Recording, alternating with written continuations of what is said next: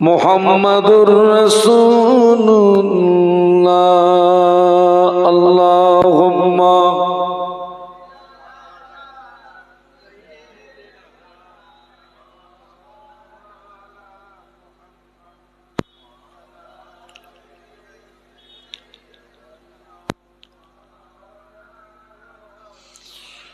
قال الله تعالى في كلامه المجيد الفرقان الحميد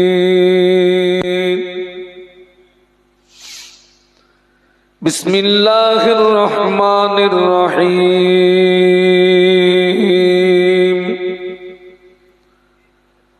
من عمل صالحا فلنفسه ومن أساء فعليها وما ربك بظلام للعبيد।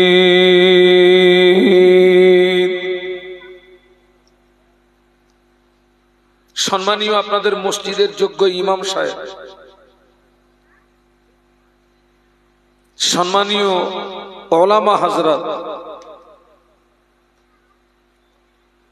বিশেষত আজকের এই মাহফিলের যিনি প্রধান অতিথি আওলাদে মুজাদ্দিদুজ্জামান শ্রদ্ধাভাজন হুজুর কেবলা, সম্মুখে উপবিষ্ট ভদ্র মহোদয়গণ, পর্দার আড়ালে অবস্থিতা আম্মা এবং বোনেরা, আল্লাহ পাকের দরবারে অসংখ্য শুকরিয়া। আজকের আমরা সকলে সৌভাগ্যবান, আমাদের খুশনসিব যে আল্লাহ পাক আমাদেরকে দয়া করে একটি জান্নাতি পরিবেশ, পুত পবিত্র মাহফিলে উপস্থিত হওয়ার তৌফিক দান করেছেন। আমরা সকলে কৃতজ্ঞতা প্রকাশে মোহাব্বতের সঙ্গে বলি আলহামদুলিল্লাহ।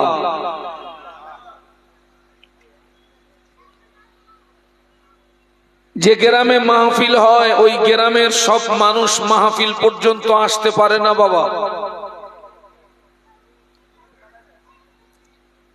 অনেক মানুষ কঠিন কঠিন রোগে আক্রান্ত হয়ে, কেউ হসপিটালে, কেউ নার্সিং হোমে, কেউ বাড়ির বিছানায় শুয়ে পড়ে ওই চোখের দুই কিনারা দিয়ে শুধু পানি গড়িয়ে যাচ্ছে।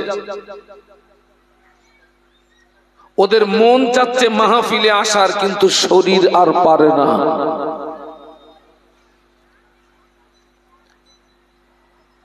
আমি ঈদের পর থেকে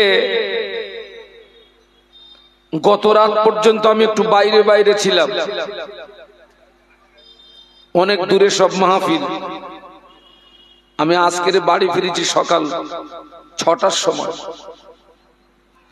গত রাত্রের আগের রাত্রে আমার যেখানে মাহফিল ছিল তারকেশ্বরের পাশে হুগলি, মাহফিলের কর্তৃপক্ষদের ভিতর থেকে একজন হঠাৎ স্ট্রোক হয়ে গেল, হসপিটালে ভর্তি। মাহফিলে তানা থাকা হলো না। আমি আজকেরও সংবাদ নিলাম তিনি কেমন আছেন, এখনো হসপিটালে আছেন। বলার উদ্দেশ্য, আল্লাহ পাক আমাদেরকে ইচ্ছা করলে কঠিন কঠিন রোগ দিয়ে, বিপদ দিয়ে, মুসিবত দিয়ে এই মাহফিল থেকে আমাদেরকে মাহরুম করতে পারতেন। তিনি আমাদেরকে দয়া করে শারীরিক সুস্থতা দান করে জান্নাতি পরিবেশে আসার তৌফিক দান করেছেন। খুশি হয়ে আরো একটিবার বলি আলহামদুলিল্লাহ। বিশ্বনবীর মাজার মুকদ্দাসে জানাই অসংখ্য দরুদ এবং সালাম। সম্মিলিতভাবে অন্তরের স্থল থেকে বলি সাল্লাল্লাহু আলাইহি ওয়াসাল্লাম। আজকের একটা মনের কথা বলি, এই আজকের আপনাদের এখানে আসতে পেরে আমার বহুত দিনে একটা মনের কথা মনে পড়ছে, স্মরণ হচ্ছে। আমার নানার বাড়ি কিন্তু পাশেই, মাটনিয়া বাগন্ডি তমিজউদ্দিন কাজী। আমি আপনাদের এই রাস্তা দিয়ে জীবনে বহুবার আমি আসা যাওয়া করেছি এবং এই মসজিদের একটা ইতিহাস আমার জানা আছে। সম্ভবত সেটা এই মসজিদে আমি যতটুকু শুনেছি, আল্লামা হুজুর আল্লামা বড় মাওলানা রুহুল আমিন রহমাতুল্লাহ আলাইহি এই মসজিদে থেকে তিনি একটি স্বপ্ন দেখেছিলেন। সেটা কি এই মসজিদ? আমার বহুত দিনের আশা ছিল আল্লাহ আমাকে এত জায়গায় আমাকে দাওয়াতে নিয়ে যায়, এরা আমাকে একটু দাওয়াত করে না তো। এইরকম একটা মনের ভিতরে একটা আশা ছিল। তো আল্লাহ পাকের শান, সেই বরকতময় মসজিদে আল্লাহ আজকে আমাকে এনেছেন। আমি এশার নামাজ পড়লাম, আমি মনের দিক দিয়ে আমি খুব তৃপ্তি পাচ্ছি। বিশ্বনবীর মাজার মুকদ্দাসে জানাই অসংখ্য দরুদ এবং সালাম। সম্মিলিতভাবে অন্তরের অন্তরস্থল থেকে বলি সাল্লাল্লাহু আলাইহি ওয়াসাল্লাম। আমি কোরআন শরীফের ছোট্ট একটি আয়াতে শরীফা তেলাওয়াত করেছি। এই আয়াতে শরীফাকে সামনে রেখে আমি কিছু আলোচনা রাখার নিয়াত করছি। আপনারা দোয়া করেন, আল্লাহ তৌফিক দেন, বলুন আল্লাহুম্মা আমিন। আমি আপনাদেরকে কিছু কিছু কথা জিজ্ঞাসা করব, আপনারা আমার সঙ্গে কথা বলবেন। আমি এই বক্তৃতা জগতে আমি 27 বছর ওয়াজ করছি। আমার বাড়ি হচ্ছে হাসনাবাদ নদী পেরিয়ে 17 কিলোমিটার, জায়গাটার নাম ধানিখালী। আমি এখন বিরামনগরের বাসিন্দা। বসিরহাট আমিনিয়া মাদ্রাসায় আমি 11 বছর পড়াশোনা করেছি। 2002 সালে আমি টাইটেল পাস করেছি। আমি পড়ার লাইফ থেকে মাহফিল করি। তো আমি হিসাব করে দেখলাম 27 বছর হচ্ছে আমার বক্তৃতার বয়স। এই 27 বছর বক্তৃতার জগতের একটা অভিজ্ঞতার কথা বলছি। আমরা যদি এখান থেকে 30 বছর পিছিয়ে যাই, বর্তমান যুগ সন্ধিক্ষণে যে হারে মাহফিল হচ্ছে, 30 বছর আগে এত মাহফিল হতো না। 30 বছর আগে এত মাহফিল হতো না, আর 30 বছর আগে এত হুজুরও পাওয়া যেত না। আমাদের বাড়িতে প্রত্যেক বছর একটা করে মাহফিল হতো, আব্বা চাচারা দিতেন। মাহফিল যেদিন হতো তার 1 মাস আগ থেকে আমাদের ভিতরে একটা আনন্দ বিরাজ করত, অমুক দিন আমাদের বাড়িতে মাহফিল হবে। যে সমস্ত আলেম ওলামারা আসতেন, আলেমদের জন্য আব্বা জানরা নতুন বিছানা কিনতেন, আলেমদের জন্য নতুন বাথরুম তৈরি হতো। তার মানে পাকার বাথরুম না, মাটি খুঁড়ে 2 দিকে ইট, চট দিয়ে ঘেরা, চটের দরওয়াজা।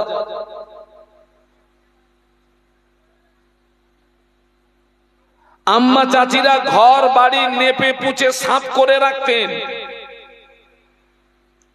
গ্রামে আলেম ওলামা আসলে মানুষ সেই আলেমদেরকে দেখার জন্য ভিড় জমাতো। 30 বছর আগে মাহফিলের সংখ্যা ছিল কম, বক্তার সংখ্যা ছিল কম, পরিবর্তনের সংখ্যা ছিল বেশি। একটু সুবহানাল্লাহ বলা যাবে? আর এখন মাহফিল বেড়ে গেছে, হুজুর বেড়ে গেছে, তারপরে সেন্টেন্সটা কি? পরিবর্তন কমে গেছে। কি কমে গেছে? পরিবর্তন। বাবা তোমরা সব ওখানে দাঁড়িয়ে বাপ এখানে এসো, ভিতরে এসে বসো। আরে শোনো, আজকের মাথায় টুপি লাগবে না, এসো এসো এসো এসো, ভিতরে এসো আমার সোনা, এসো ভিতরে এসো। তোমাদের আজকে মাথায় টুপি দিতে হবে না, যেদিন শ্বশুর বাড়ি যাবা টুপি মাথায় দিয়ে যাবা। এসো ভিতরে এসো, আমার দিকে তাকান।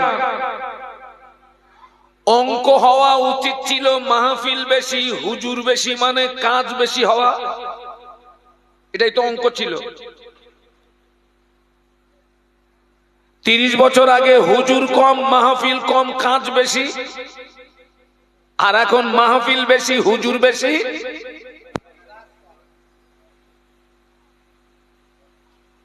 কারণটা কি বলুন তো? আমি সিলসিলাগত দিক দিয়ে ফুরফুরা শরীফের মুজাদ্দেদে জামান দাদা হুজুর পীর কেবলা রহমতুল্লাহ আলাইহির সিলসিলার একজন নগণ্য খাদেম, আপনারাও আমার সঙ্গী। আমি মাযহাবগত দিক দিয়ে হানফি মযহাবের মানুষ, ইমামে আজম হুজুরের মাসলাকের মানুষ আমি, আপনারাও আমার সঙ্গী। মুজাদ্দেদে জামানের 5 জন কলিজার টুকরা ছিলেন, আমরা জানাদেরকে 5 হুজুর বলে জানি। এই 5 হুজুরের ভিতরে একজন হুজুরকে বলা হতো কাইয়ুমুজ জামান। সবাই মিলে বলুন কি বলা হতো? কোন হুজুর বলুন তো?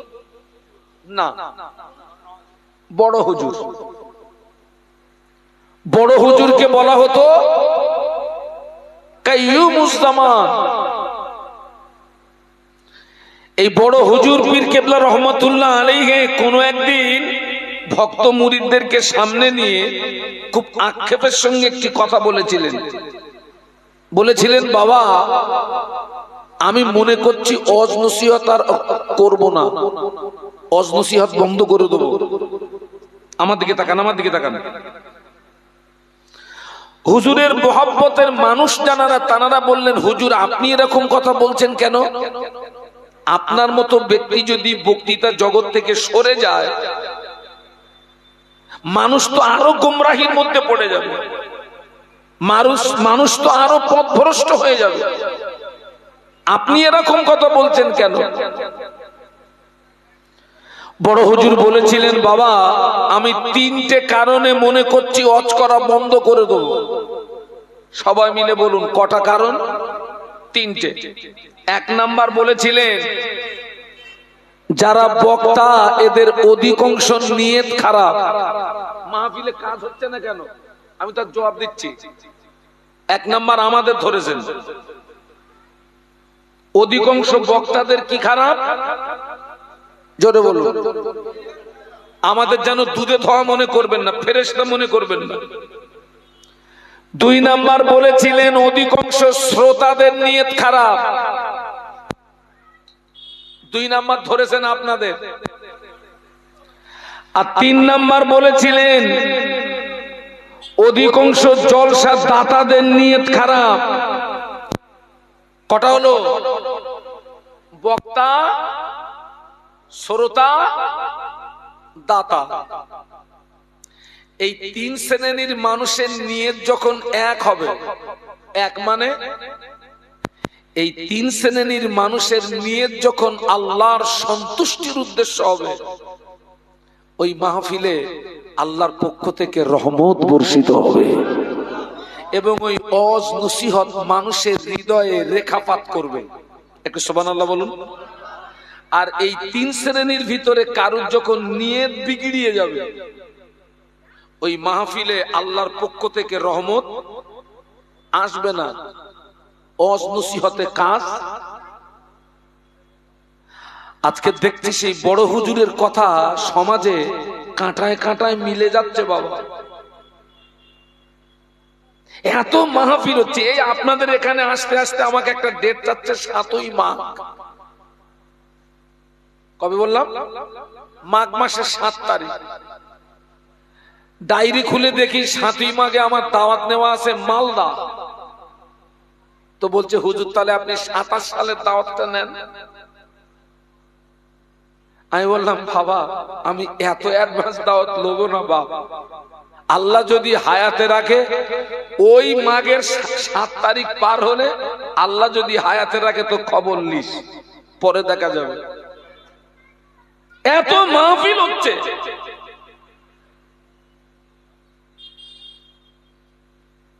আমাদের নিয়ত খারাপ হয়ে গেছে,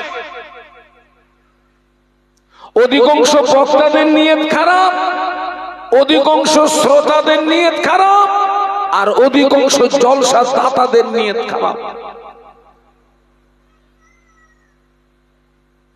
মাহফিল দিলে হবে না, মাহফিলে আসতে হবে, আসলে হবে না, মাহফিলে বসতে হবে, বসলে হবে না, ওয়াজ নসিহত শুনতে হবে, শুনলে হবে না বেটা, আমল করতে হবে। সবাই মিলে বলুন কি করতে হবে? আবার বলছি মাহফিল দিলে হবে না, আসতে হবে। একটা একটা করে মিলিয়ে নেন তো। মাহফিল দিলে হবে না, আসতে হবে। মাহফিল উপলক্ষে যারা বাড়ি থেকে বেরিয়েছে সবাই মাহফিল পর্যন্ত এসছে না, আসলে হবে না, বসতে হবে। যারা এসছে সবাই বসেছে, কথা বলে না, না বসলে হবে না, শুনতে হবে। যারা মাহফিলে বসে সবাই ওয়াজ শোনে না, শুনলে হবে না, আমল করতে হবে। ওই যারা শোনে সব আমল করে।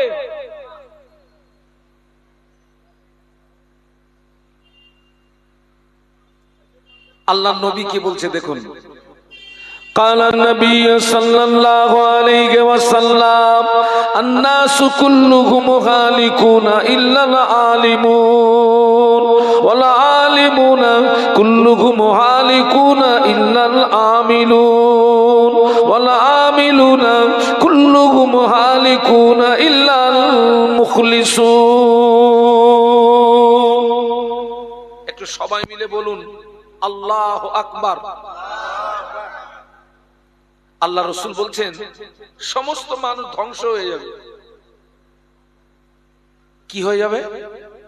সব ধ্বংস হয়ে যাবে, সমস্ত মানুষ বরবাদ হয়ে যাবে, কেবলমাত্র আলেম নাজাত পেয়ে যাবে। একটু বলুন সুবহানাল্লাহ। আমি কি আমার দাদুর কথা শোনাচ্ছি না আমার বাপের কথা শোনাচ্ছি? আল্লাহ রসুলের হাদিস শোনাচ্ছি। রসুল বলেছেন সমস্ত মানুষ ধ্বংস হয়ে যাবে, বরবাদ হয়ে যাবে, নাস্তে নাবুদ হয়ে যাবে। নাজাত পাবে কারা? আলেম। কথাটা শুনে আপনাদের মনে একটা প্রশ্ন এসে যাওয়াই স্বাভাবিক যে হুজুর তাহলে আপনারাই শুধু নাজাত পাবেন, আমরা সব শেষ। এরকম একটা প্রশ্ন আসে না? আসে না? ঘাবড়ানোর কোনো কারণ নেই। এ মাহফিল আমাদের বাঁচার ডাক দিয়েছে, আপনারাও বাঁচতে এসছেন, আমিও বাঁচতে এসছি, আপনাদেরকে বাঁচানো হবে। বলুন ইনশাআল্লাহ। আচ্ছা সারা জীবন তো ওয়াজ শুনেছেন, বলুন তো আলেমের বাংলা মানে কি? আমি আগেই কিন্তু বলেছি কিছু কিছু কথা জিজ্ঞাসা করব, অসুবিধা নেই তো? আলেমের বাংলা মানে কি? বাহ বাহ, আলেমের বাংলা মানে হলো জ্ঞানী বা জাননেওয়ালা।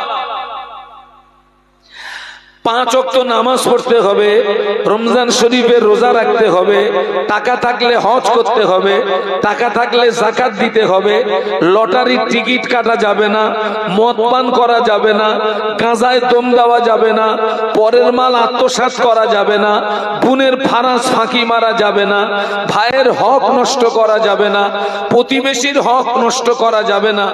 এই জাতীয় জ্ঞানগুলো আপনাদের সব আছে না নেই? তাও কথা বলে আছে না?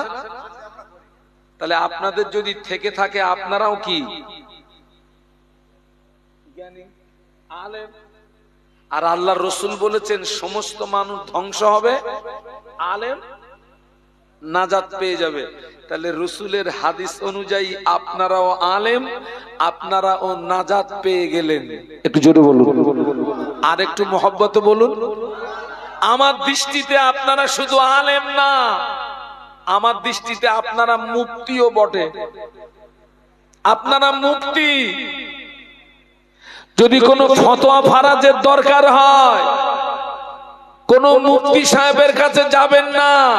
আমি একটা জায়গার নাম বলে দিচ্ছি, সাদা কাগজে বায়ান লিখে আপনাদের এই গ্রামে যেখানে সবচেয়ে বড় চায়ের দোকান আছে, ওই সাদার কাগজের বায়ানটা ওই চায়ের দোকানে রেখে আসবেন। চার দোকানে মুফতি থাকে না? থাকে না? বড় বড় মুফতি, শরীয়তের মুফতিদের ফতোয়া দিতে গেলে বেরেন গামাতে হয়, আরো যেন পুরো হাফেজ। তাহলে আপনারাও আলেম, নাজাত পেয়ে গেলেন। একটু সুবহানাল্লাহ বলুন। রাসূলুল্লাহ আর এক ধাপ এগিয়ে গিয়ে বলছেন আলেম নাজাত পাবে না। একটু আগে কি বলেছেন? আল্লাহ নবী বললেন আল্লাহ আলি ওয়াল আলিমুনা কুল্লুহুম হালিকুনা ইল্লাল আমিলুন। আল্লাহ নবী বললেন সমস্ত আলেম ধ্বংস হয়ে যাবে, সমস্ত আলেম বরবাদ হয়ে যাবে, সমস্ত আলেম নাস্তেনাবুদ হয়ে যাবে। আলেম নাজাত পাবে না, আলেম রেহাই পাবে না। কেবলমাত্র আমলকারীরাই নাজাত পেয়ে যাবে। একটু মহব্বতে বলুন, কারা নাজাত পাবে? জানার নাম আলেম না, মানার নাম। আমরা জেনে ভূত, জ্ঞান আছে আমল নেই। জ্ঞান আছে আমল নেই। আমরা জানি নামাজ আল্লাহর হুকুম, এরপরেও এক শ্রেণীর মানুষের আমল নেই। আমরা জানি সুদ খাওয়া যাবে না, এরপরেও এক শ্রেণীর নারী পুরুষ। কথা বলুন, কথা বলুন। আমরা জানি মদ পান করা যাবে না, এরপরেও একদল নারী পুরুষ। ওরে মেয়ে লোকেও মদ খাচ্ছে এখন, খোকা মেয়ে লোকে মদ খাচ্ছে। আমরা জানি লটারির টিকিট কাটা যাবে না, এরপরে মুসলমানের নারী পুরুষ সম্পর্ক আছে না নেই? আগে তো লটারির টিকিট কাটতো, এখন টিকিটও কাটতেছে, মোবাইলেও চালাচ্ছে। এই খোকা মোবাইলে লটারির টিকিট। একজন বলছে হুজুর আমি 25 লাখ হেরেছি 3 দিনই। কলা কলা 25 লাখ মোবাইলে। মোবাইলে খবর নিয়ে দেখেন, ও আসামি আপনার গ্রামেও পাবেন। জ্ঞান আছে আমল নেই।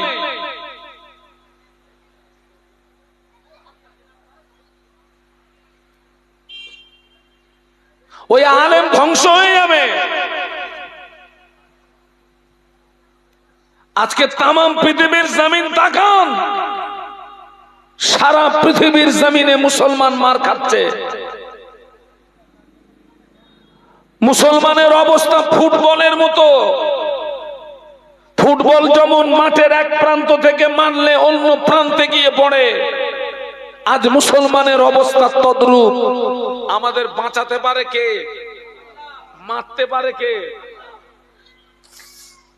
সেই আল্লাহর হুকুমটা মানতে হবে তো। এত মাহফিল হচ্ছে, আজও আমার সমাজে নারী পুরুষ নির্বিশেষে সমস্ত ইবাদতের ভিতরে শ্রেষ্ঠ ইবাদত হচ্ছে নামাজ। এই হুকুম অমান্যকারী নারী পুরুষ আছে না নেই? কে বাঁচাবে ওকে? কে বাঁচাবে?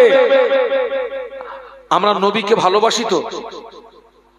নবীকে ভালোবাসা হচ্ছে ঈমান। আল্লাহ নবীকে ভালোবাসা কি? ঈমানের সম্পদ। আমি আল্লাহ নবীর ইন্তেকালের আগের কিছু কথা বলছি। আল্লাহ নবীর জন্মটা যে মাস, আল্লাহ নবীর ওয়াফাতটাও রবিউল আউয়াল মাসের আগের মাসের নাম বলতে পারেন? রবিউল আউয়াল মাসের আগের মাসের নাম হচ্ছে সফর মাস। কি মাস বলেছি? ওই সফর মাসের 20 তারিখের পরে রাসূলুল্লাহ অসুস্থ হলেন, আর ওই অসুস্থতার পিরিয়ড চলতে চলতে চলতে চলতে 12 রবিউল আউয়ালে গিয়ে রাসূলুল্লাহর ইন্তেকাল হচ্ছে। ওই অসুস্থতার পিরিয়ডে মদিনার মসজিদে নববীতে আজান হয়ে গেছে। আজান দিয়েছেন হাফসি বেলাল, আর হাফসি বেলালের আজানের আওয়াজ আল্লাহ পাকের আরশ মুআল্লায় পৌঁছে যেত। একটু জোরে বলুন। মসজিদে আজান হয়ে গেছে, সাহাবীরা সব মসজিদে চলে এসেছেন, টোটাল সাহাবী সব মসজিদে চলে এসেছেন। একজন ব্যক্তি আসেননি, তিনি হচ্ছেন বিশ্বনবী মুহাম্মদুর রাসূলুল্লাহ। কেন আসেননি? আল্লাহ নবী প্রচন্ড অসুস্থ, এত অসুস্থ আল্লাহ নবীর উঠে দাঁড়ানোর মতো ক্ষমতা নাই, এত অসুস্থ। আমার দিকে তাকান, সাহাবীরা মসজিদে এসেছেন ঠিকই, কিন্তু সাহাবীরা নামাজ শুরু করতে পারছেন না, কারণ নবীর অবর্তমানে ওই ইমামতির জায়গায় দাঁড়াবে কে? ক্ষমতা আছে কোন সাহাবীর যে নবীর অনুমতি ছাড়া ইমামতির জায়গায় দাঁড়াবে? সাহাবীরা 10 মিনিট 20 মিনিট আধা ঘন্টা ইন্তেজার করলেন আল্লাহ রসুলের। আল্লাহ রসুল আসেননি, সাহাবীরা এসেছেন কিন্তু নামাজ শুরু করতে। হাফসি বেলাল রাদিয়াল্লাহু আনহু আল্লাহ নবীর হুজরা শরীফের ভিতরে চলে গেলেন। আল্লাহ নবীর হুজরা শরীফের ভিতরে চলে গিয়ে আল্লাহ নবীকে সালাম দিয়ে বলেছিলেন, ইয়া রাসূলুল্লাহ হাবিবাল্লাহ, মানুষেরা নামাজের জন্য ইন্তজার করছে। আল্লাহ নবী বলেছিলেন, বাবা বেলাল চলে যাও, মুর আবা বকরিন ফালিয়ুসাল্লি বিন নাস, আমার আবু বকরকে গিয়ে বলো আমার আবু বকর যেন মানুষের নামাজটাকে পড়িয়ে দেয়। আমি রাসূলুল্লাহ, আমি অসুস্থ, যেতে পারবো না। বেলাল, কাকে গিয়ে বলো? আল্লাহ রসুলের এই কথাটা শুনতে পেয়েছেন আম্মা আয়েশা সিদ্দিকা রাদিয়াল্লাহু আনহা, যিনি হচ্ছেন রাসূলুল্লাহ ছোট স্ত্রী, আমাদের ছোট আম্মা, আর আবু বকর সিদ্দিক রাদিয়াল্লাহু আনহুর মেয়ে।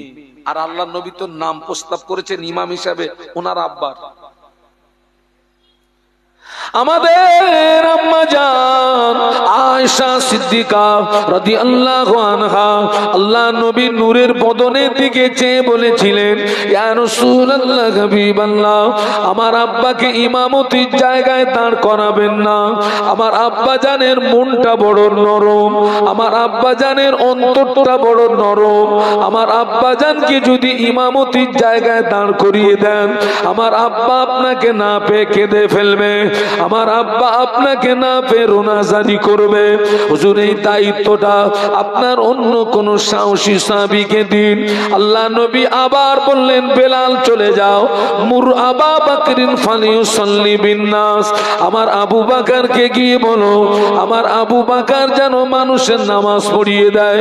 আল্লাহর নবীর অনুমতিতে আবু বকর সিদ্দিক রাদিয়াল্লাহু আনহুর ইমামতিতে মদিনার মসজিদে নববী শরীফে যখনই নামাজ শুরু হলো, আল্লাহ নবী আর ঘরের ভিতরে থাকতে পারলেন না। আল্লাহ নবী অস্থির হয়ে পড়েছেন, আল্লাহ নবী ব্যাকুল হয়ে পড়েছেন। আল্লাহ নবী দুই সাহাবীকে ডাকলেন, হযরত আব্বাসকে ডাকলেন, হযরত আলী কাররামাল্লাহু ওয়াজহাহু, দুইজন সাহাবীকে ডাকলেন। দুই সাহাবী রাসূলুল্লাহর হুজরা শরীফে আসলেন। আল্লাহ নবী দুই সাহাবীর কাঁধের উপরে ভর করে মসজিদে আসছিলেন। এত দুর্বল সাহাবী সাহাবীদের কাঁধের উপরে ভর করার পরেও আল্লাহ নবীর কাদাম মোবারক দুটি জমিনে খেসড়িয়ে যাচ্ছিল, আল্লাহ নবীর কাদাম মোবারক দুটি জমিনে নিগড়িয়ে যাচ্ছিল। ওই অবস্থায় রাসূলুল্লাহ মসজিদে আসলেন। সাহাবীরা নামাজের ভিতরে নবীকে দেখতে পেয়ে, নামাজি হালাতে নবীকে দেখতে পেয়ে কোন সাহাবী সুবহানাল্লাহ পড়লেন, কোন সাহাবী আলহামদুলিল্লাহ পড়লেন, কোন সাহাবী আল্লাহু আকবার পড়লেন। আবু বকর সিদ্দিক রাদিয়াল্লাহু আনহু ইমামতির জায়গা থেকে বুঝতে পেরেছেন রাসূলুল্লাহ মসজিদে চলে এসেছেন। ও আমার ভাইরা, আবু বকর সিদ্দিক রাদিয়াল্লাহু আনহু ইমামতির জায়গাটাকে ছেড়ে দিয়ে পিছিয়ে আসলেন। সাহাবীরা নবীকে আগিয়ে দিলেন। আল্লাহ নবী অসুস্থ শরীরে শুধু নামাজ পড়েন না, সাহাবীদের কাঁধের উপরে ভর করে মসজিদে এসে বসে বসে বসে বসে সাহাবীদেরকে নিয়ে নামাজের ইমামতি করেছিলেন। আর একটু মহব্বতের সঙ্গে বলবো,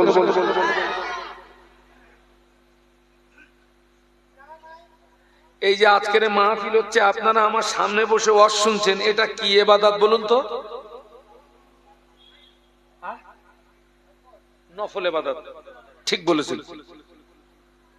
আর ঈশার নামাজটা কি বলুন তো? আজকের এখানে মাহফিল হচ্ছে মানে আশেপাশে সব বাড়িতে মেহমানরা আসছে, তো কথা বলে না। আর মেহমানরা আসলে ওদের মেহমানদারি করতে হবে তো। আমার মা বোনেরা সব, আব্বা এসছে, মা এসছে, ভাই এসছে, হ্যাঁ বোন এসছে, খালাম্মা এসছে, ফুম্মা এসছে, ওদের সেবা যত্ন করতে হবে। আলহামদুলিল্লাহ করুন, অসুবিধা না। খবর নিয়ে দেখেন কে যান, অধিকাংশ বাড়ির মেয়েগুলো এসব নামাজ পড়েনি। ঠিক বলেছি না ভুল বলেছি? যারা আমরা যারা জলসা নিয়ে মাতামাতি করি, খবর নিয়ে দেখেন কে যান, তাদের ভিতরে অনেকে এসার নামাজ পড়েনি। লাভ হলো না লস হলো? ওরে আমার 1 টাকা হারিয়ে গেছে, 5 টাকার মোমবাতি কিনে খুঁজ দিছি, হারিয়ে গেছে কত মোমবাতির দাম। তুই বেরেনলে ঘুমোস কি করে? এত তেজ আলো বেরেন, জ্ঞান আছে আমল নেই, ওর যেন হারিয়ে ফেলবেন না। জ্ঞান আছে আমল নেই। আপনারা কত সৌভাগ্যবান, এই সেই মসজিদ যে মসজিদে আল্লামা হুজুর এসেছিলেন এবং যে মসজিদে বরকতময় স্বপ্ন দেখেছিলেন। স্বপ্ন দেখেছিলেন ইমামে আজম আবু হানিফা রহমতুল্লাহ আলাইহির শরীরের চারিদিক দিয়ে মানুষ তীর নিক্ষেপ করছে। আপনারা কত সৌভাগ্যবান। আজকের তো রাসূলুল্লাহ সাহাবীদের কাঁধের উপরে ভর করে মসজিদে এসেছেন। ওই অসুস্থতার পিরিয়ডে এমনও দিন চলে গেছে টোটালে রাসূলুল্লাহ আসেননি। ওই আবু বকর সিদ্দিক রাদিয়াল্লাহু আনহুর ইমামতিতে নামাজ হচ্ছে মদিনার মসজিদ আর বিশ্বনবীর ঘর তো পাশাপাশি। যখনই আবু বকর সিদ্দিক হুজুরের ইমামতিতে নামাজ শুরু হলো, আল্লাহ নবী আমাদের আম্মাকে বললেন, আয়েশা আমার মাথাটাকে একটু উঁচু করে ধরো না। আল্লাহ নবী এত অসুস্থ, মাথা উঁচু করবেন ক্ষমতা নেই। আয়েশা আমার মাথাটাকে একটু উঁচু করে ধরো না। আম্মা আয়েশা আল্লাহ রাসূলের মাথা মোবারক উঁচু করে ধরেছেন। ঘরের পর্দাটাকে সরিয়ে দেওয়া হলো। ঘরের পর্দা যখন সরিয়ে দেওয়া হলো, তখন মদিনার মসজিদ আর বিশ্বনবীর ঘর ওপেন হয়ে গেছে। আল্লাহ রাসূল দেখছেন সাহাবীরা বা জামাত নামাজ পড়ছে। আল্লাহ নবীর নূরের চোখ দিয়ে দাঁড় করে পানি গড়িয়ে যায়। আম্মা জান আল্লাহ নবীকে কাঁদতে দেখে বলেছিলেন, ইয়া রাসূলুল্লাহ হাবিবাল্লাহ মা ইউবকিকা, কোন দুঃখে আপনি কাঁদছেন, কোন কষ্টে আপনি কাঁদছেন? আল্লাহ নবী বললেন, বিবি আয়েশা আজকের কান্নাটা আমার দুঃখের কান্না নয়, আজকের কান্নাটা আমার বেদনার কান্না নয়। আয়েশা আমি রাসূলুল্লাহ আজকের মসজিদে নাই, আমার সাহাবীরা যেভাবে নামাজ আদায় আদায় করছে। এই নামাজকে প্রতিষ্ঠিত করতে গিয়ে মক্কার কাফেররা আমার মাথায় পচা উটের ভুঁড়ি চাপিয়ে ওরা আমাকে মারার চেষ্টা করেছিল। এই নামাজকে প্রতিষ্ঠিত করতে গিয়ে মক্কার কাফেররা আমার গলায় দড়ির ফাঁসি পরিয়ে টানাটানি করেছিল। আয়েশা এই নামাজকে প্রতিষ্ঠিত করতে গিয়ে আমার দান্দান শহীদ হলো। তায়েফের জমিনে আমাকে রক্ত দিতে হলো। ও বিবি আয়েশা, আমি রাসূলুল্লাহর মসজিদে নাই। আমার সাহাবীরা যেভাবে নামাজ আদায় করছে, ভবিষ্যতের একটা ছবি আমার সামনে ফুটে উঠলো, ভবিষ্যতের একটা চিত্র আমার সামনে ফুটে উঠলো। আমি রাসূলুল্লাহ একদিন পৃথিবীর জমিনে থাকবো না, আমার উম্মতেরা এইভাবে নামাজ আদায় করবে। ওই আনন্দে আমার চোখের পানি গড়িয়ে যায়। আয়েশা, আজকের কান্নাটা আমার বেদনার কান্না নয়, আজকের কান্নাটা আমার দুঃখের কান্না নয়, আজকের কান্নাটা হলো আমার আনন্দেরই কান্না। একটু মহব্বতে বলা যায় না? আজকে আমরা কি করছি বলুন তো? এত ওয়াজ হচ্ছে,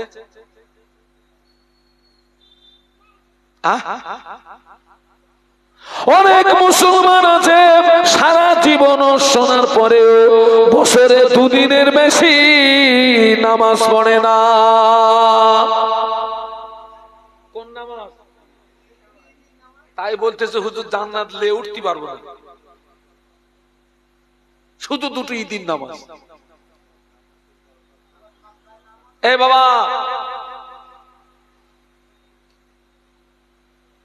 নামাজ, রোজা, হজ, যাকাতের ভিতরে ইসলাম কিন্তু সীমাবদ্ধ নয়। তবে জানবেন সমস্ত ইবাদতের ভিতরে শ্রেষ্ঠ ইবাদত যে নামাজকে কায়েম করলে ইসলামের ভিত হচ্ছে পাঁচটি। ইসলামের স্তম্ভ কটা? যে নামাজ কায়েম করলো সে ইসলামের ভিতকে মজবুত করলো, আর যে নামাজ ছেড়ে দিল সে ইসলামের একটা স্তম্ভকে কি করলো? ভেঙে ফেললো। সারা জীবন অশুনেছ, 5 ওয়াক্ত নামাজ পড়ে না, জুমার নামাজ পড়ে না, সারা জীবন শুনেছে, দাঁড়িয়ে দাঁড়িয়ে পেশাব করে পানি নেয় না। সমাজে অনেক নারী আছে সারা জীবন শোনার পরেও বৎসরে একটা দিন আল্লাহর জমিনে সেজদা দেয় না। সারা বৎসরে একটা দিন আল্লাহর জমিনে সেজদা দেয় না। সমাজে অনেক নারী আছে সারা জীবন শোনার পরেও পেশাব করে পানি নেয় না। ওরা যদি বিনা তওবায় মারা যায় তোর কবরের আগুন বন্ধ হবে না। আমি কি বাস্তব বলছি না বেশি বলছি? বেশি বলছি না বাস্তব বলছি? এখনো মুসলমানের ছেলে দাঁড়িয়ে পেশাব করে, সারা জীবন শুনেছে।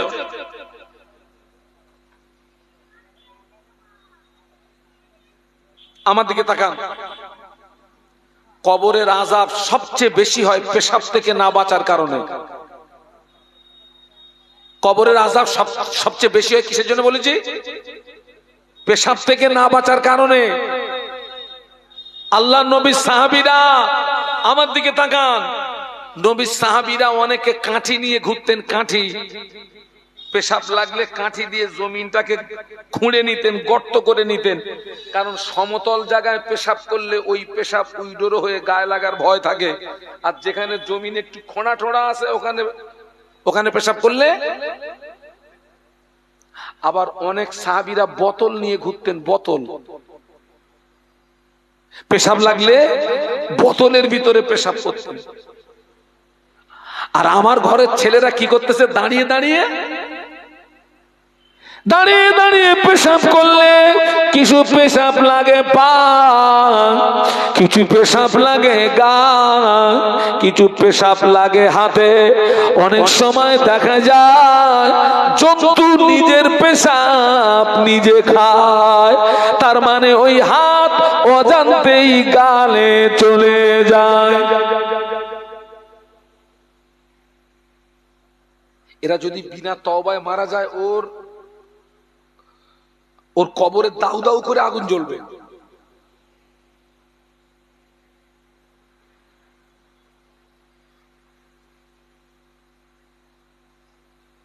দাউ দাউ করে আগুন জ্বলবে কবরে। সারা জীবন অশুনেছ, তুমি অতটুকু শিক্ষা অর্জন করতে পারো না।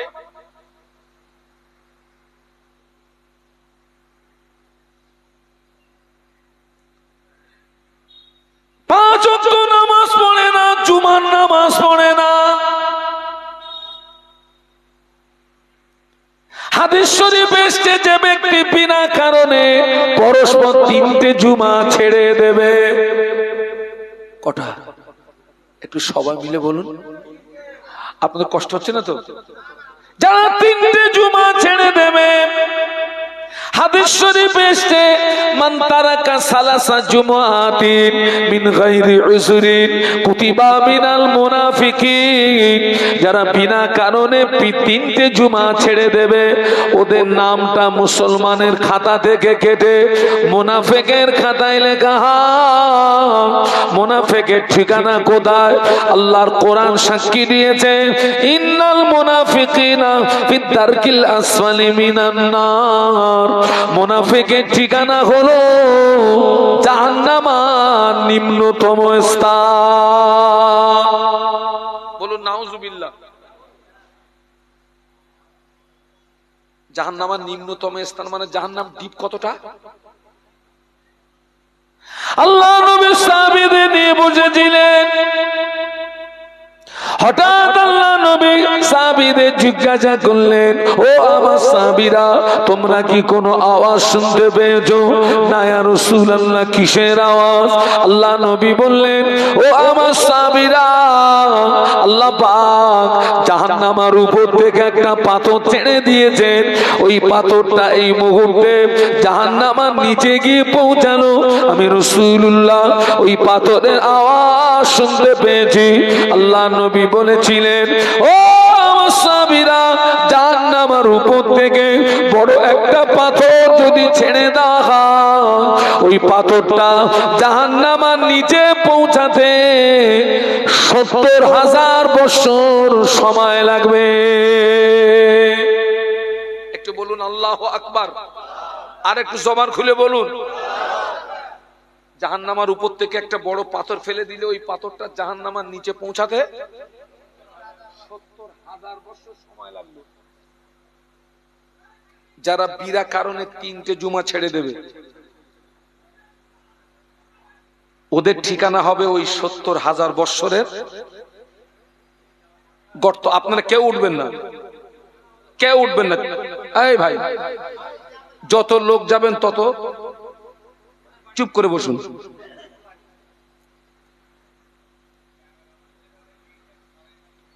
আল্লাহু আকবার।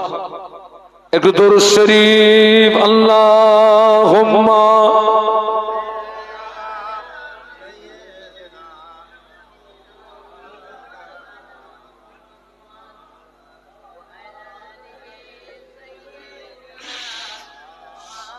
মাশাআল্লাহ, একটু আওয়াজ বাড়ান না। আল্লাহুম্মা সাল্লি আলা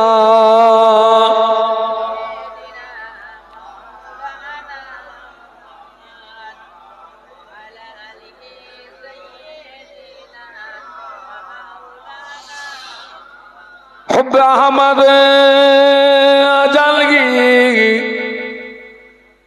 सीने में गए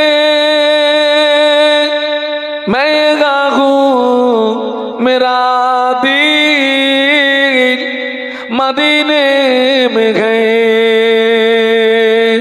फूल तो फूल कांटों में क्या हुस्न गए लुत्फ़ जन्नत से बढ़कर मदीने में गए। अल्लाहुम्मा पढ़ो बाबा, पढ़ो बाबा।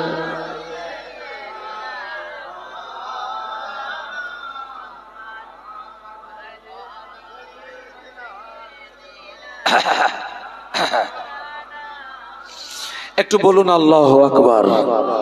আমার মূল আলোচনা যেন আপনি হারিয়ে ফেলবেন না। জ্ঞান আছে, আমল নেই, ওটা মনে রাখবেন। আমি কিন্তু ঘুরে আবার ওইখানে আসবো।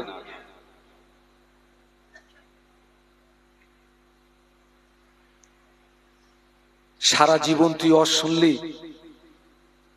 সপ্তাহে একটা দিন মসজিদের সঙ্গে তুই সম্পর্ক তৈরি করতে পারলি নি। কিসের মুসলমান তুই? আর একদল মুসলমান আছে জুমার নামাজ পড়ে, তবে ওদের ভিতরে আবার দুটো দল। জুমার নামাজ পড়ে গো, জুমার দিনে টোটালে 22 রাকাত নামাজ। কত? 2 রাকাত নামাজ হলো তাহিয়াতুল উযুর নামাজ, 2 রাকাত নামাজ তাহিয়াতুল মসজিদের নামাজ, 4 রাকাত নামাজ ক্বাবলাল জুমার নামাজ, 2 রাকাত নামাজ ফরজ নামাজ, 4 রাকাত নামাজ বাদিল জুমার নামাজ, 4 রাকাত নামাজ আখিরি জোহরের নামাজ, 2 রাকাত নামাজ সুন্নাতুল ওয়াক্তের নামাজ, 2 রাকাত নামাজ নফল নামাজ। কিন্তু সচরাচর দেখতে পাওয়া যায় জুমার দিনে মসজিদে যদি 500 মুসল্লি থাকে, 2 রাকাত ফরজ নামাজ হওয়ার পরে 350 পালিয়ে যায়, 150 থেকে যায়। ওরা পরের নামাজগুলো পড়ে না। ঠিক বলেছি না ভুল বলেছি? আচ্ছা, কারা কারা চলে যান একটু হাত তুলে দেখান তো।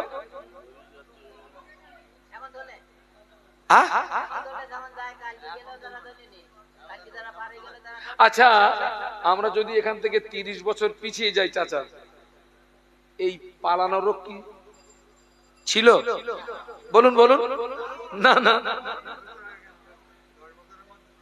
আচ্ছা এই রোগটাকে আনলে কে? এই রোগটা আনলো কে?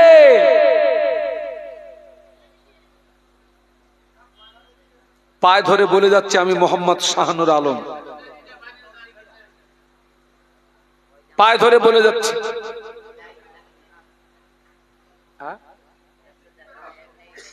ও পায়ে ধরে বলে যাচ্ছি আমি আপনাদের বাড়ির পাশের ছেলে।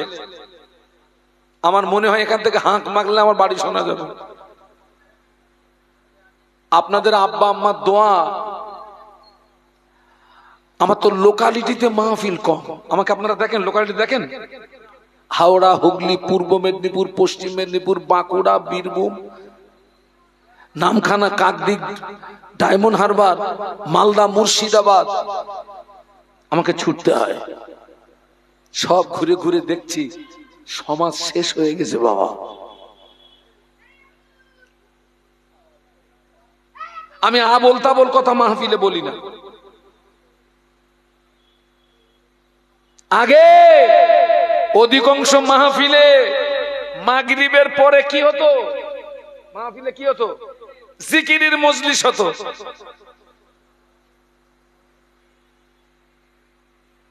অধিকাংশ মাহফিলে মাগরিবের নামাজের পরে জিকিরের মজলিস হতো। ঠিক বললাম না ভুল বললাম? আরে কথা বলেন না কেন? জিকিরের মজলিসে গুনাহ মাফ হয়, আল্লাহর রহমত নাজিল হয়। এখন সে জিকির আমরা তুলে দিছি। হয় হোক গেছে, তুই চুপ কর দিন। এখন কি হচ্ছে? গজল শিল্পী এনেছে, একজন গজল বলতেছে আর একজন 2 ধারে 2টো মাইক্রোফোন নিয়ে, দেখেছেন? হুক্কু হুক্কু হুক্কু হুক্কু হুক্কু। আচ্ছা হুক্কু হুক্কু কি? হুক্কু হুক্কু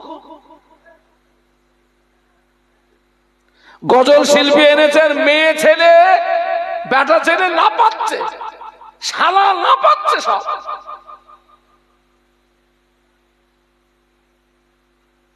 ও মাহফিলে সব হবে না গোনা হবে?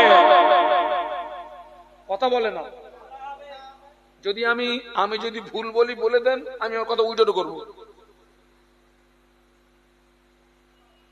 হুক্কু হুক্কু করতেছো কেন?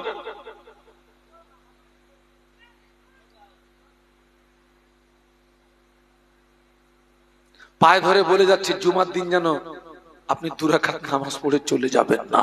আল্লামা হুজুরের কিতাব খুলুন, নামাজ শিক্ষা খুলুন, আমি আপনার চোখে আঙুল দিয়ে দেখিয়ে দেই।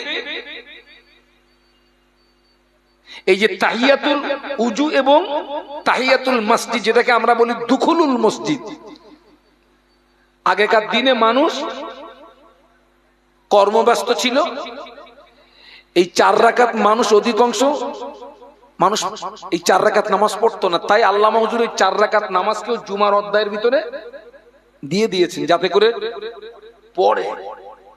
অন্য দিনে আমরা পড়ি, অন্তত জুমার দিনে পায়ে ধরে বলে যাচ্ছে। আগে সব জায়গায় ফাঁকি দিয়েছিলাম, আল্লাহর ঘরটা ভালো রেখেছিলাম, এখন আল্লাহর ঘরেও ফাঁকি দিচ্ছি, আল্লাহর ঘরেও ফাঁকি দিচ্ছি।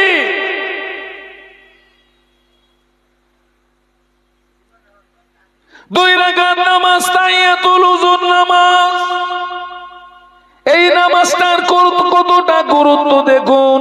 মেরাজের রাতে আল্লাহ নবী জান্নাত পরিদর্শন করেছিলেন। সুবহানাল্লাহ বলতে পারলেন না? একটু মহব্বতে বলুন না। মেরাজের রাতে আল্লাহ নবী জান্নাত পরিদর্শন করেছিলেন। আল্লাহ নবী যখন জান্নাত পরিদর্শন করছেন, আল্লাহ নবীর সঙ্গে জিবরাইল আমিন আলাইহিস সালাম ছিলেন। আল্লাহ নবী জান্নাতের ভিতরে ঘুরছেন, কিন্তু এই জান্নাতের ভিতরে একটা পায়ের আওয়াজ শুনতে পাওয়া যায়, মানুষের পায়ের আওয়াজ শুনতে পাওয়া যায়, মানুষ দেখতে পাওয়া যায় না। আল্লাহ নবী জিজ্ঞাসা করলেন, ইয়া আখি জিবরাইল, ও ভাই জিবরাইল, এই আওয়াজটা কিসের আওয়াজ? ফেরেশতা জিবরাইল আমিন আলাইহিস সালাম বলেছিলেন, ইয়া রাসূলুল্লাহ হাবিবাল্লাহ, এই আওয়াজটা অন্য কোনো আওয়াজ নয়, এই আওয়াজটা হলো আপনার হাসি বেলালের পায়ের আওয়াজ। আল্লাহ নবী বললেন, আমি তো বেলালকে দুনিয়ায় দেখে এসেছি, পায়ের আওয়াজটা জান্নাতে আসলো কি করে? আল্লাহ নবী একদিন বেলালকে ডাকলেন, ও বেলাল, কি ইবাদত করো বাবা, কি আমল করো বাবা? আমি রাসূলুল্লাহ জান্নাতের ভিতরে তোমার পায়ের আওয়াজ শুনতে পেয়েছি। বেলাল রাদিয়াল্লাহু আনহু আল্লাহ নবীর নূরের বদনের দিকে চেয়ে বলেছিলেন, ইয়া রাসূলুল্লাহ হাবিবাল্লাহ, আমি ইবাদত তেমন কিছু করতে পারি না, আমল তেমন কিছু করতে পারি না, তবে আমি সর্বক্ষণ পবিত্র হালাতে থাকার চেষ্টা করি। আল্লাহ কোরআন শরীফে বলেছেন, ইন্নাল্লাহা ইউহিব্বুত তাওয়াবিনা ওয়া ইউহিব্বুল মুতাতাহহিরিন। আল্লাহ তওবাকারীকে বড় ভালোবাসে, পবিত্রতা অর্জনকারীকে বড় ভালোবাসে। আমি বেলাল, আমার উযু নষ্ট হয়ে গেলে আমি সঙ্গে সঙ্গে উযু করে নি, আমি উযু করে নি, আমি 2 রাকাত তাহিয়াতুল উযু নামাজ আদায় করে নি।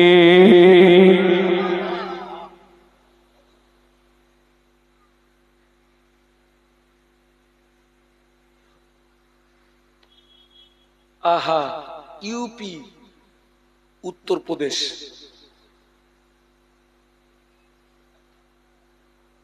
উত্তরপ্রদেশ হচ্ছে বিজেপি শাসিত একটি রাজ্য। এই যে নতুন ওয়াকফ আইন হলো না, কথা বলে না, 200 থেকে 250 মসজিদ মাদ্রাসা বুলডোজার দিয়ে গুঁড়িয়ে দিয়েছে।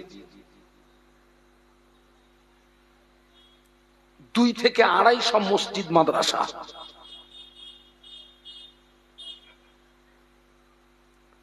আজকের আপনার মসজিদের সঙ্গে আপনার যদি সম্পর্ক না থাকে, আল্লাহ না করুক, কালকের আপনারটাও কিন্তু বুলডোজার আসবে। কারণ ঘরের দরজা যদি খোলা থাকে কে ঢুকবে বলুন? চোর ঢুকবে, ডাকাত ঢুকবে, দস্যু ঢুকবে।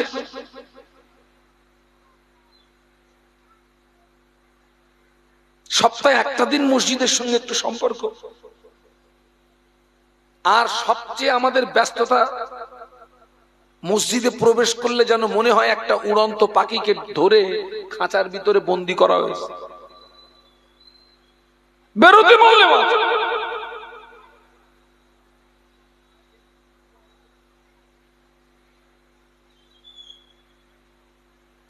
আর একদল মুসলমান যারা ফরজ নামাজের পরে বাকি নামাজ পড়ে না, যারা শুধু 2 রাকাত ফরজ নামাজ পড়ে, পরের নামাজগুলো পড়ে না।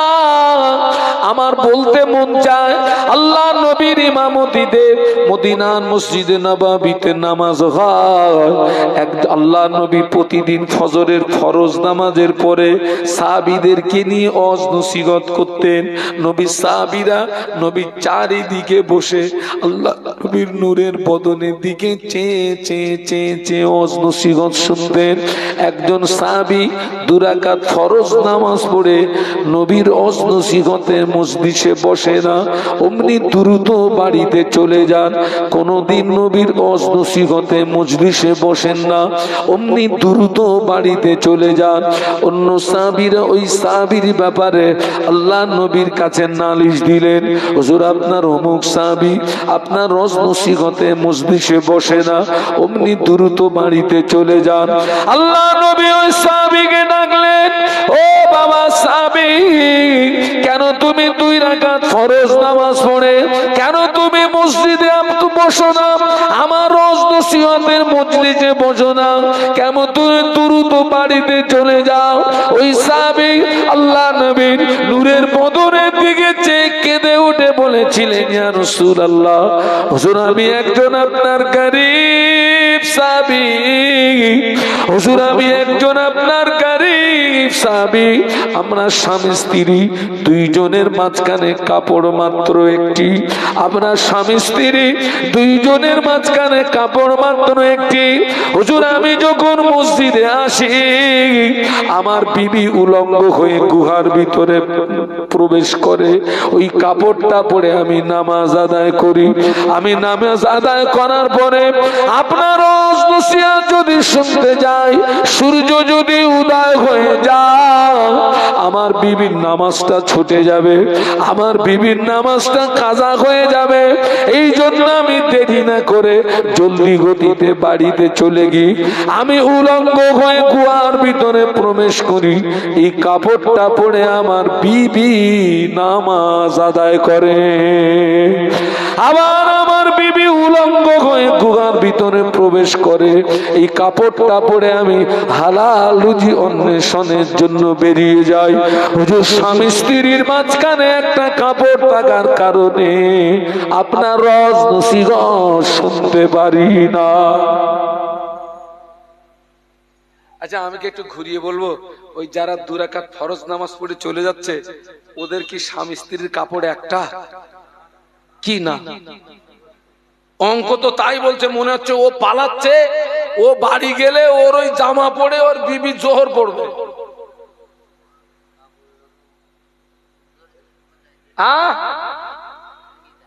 তুমি পালাচ্ছ কেন?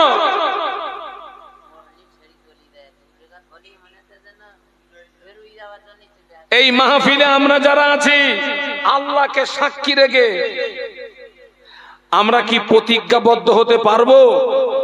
হ্যাঁ একটা কথা বলি, আপনি 2 রাকাত ফরজ নামাজ পড়েছেন, বিশেষ একটা দরকার,